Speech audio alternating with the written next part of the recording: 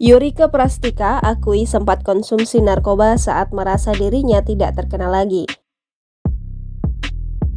Yurika Prastika berbagi cerita tentang masa kelamnya yang pernah mengkonsumsi narkoba untuk pelarian emosinya karena merasa tidak terkenal lagi. Jahatnya panggung hiburan, diakui Yurika Prastika, membuat dirinya sampai terpukul.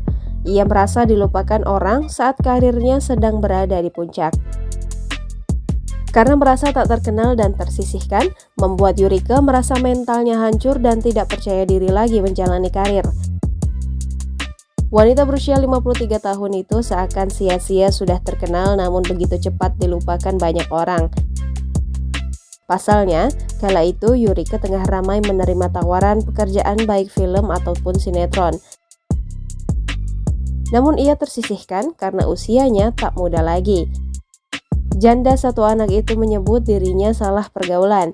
Ketika sedang emosi dan tak tahu arah, ia berada di tengah lingkungan yang tidak baik.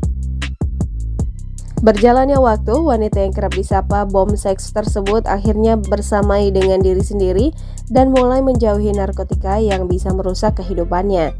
Niat Yurika berhenti menggunakan narkotika ketika dirinya meraih Piala Vidya Festival Sinetron Indonesia di tahun 97 dengan kategori pemeran pembantu wanita terbaik untuk komedi.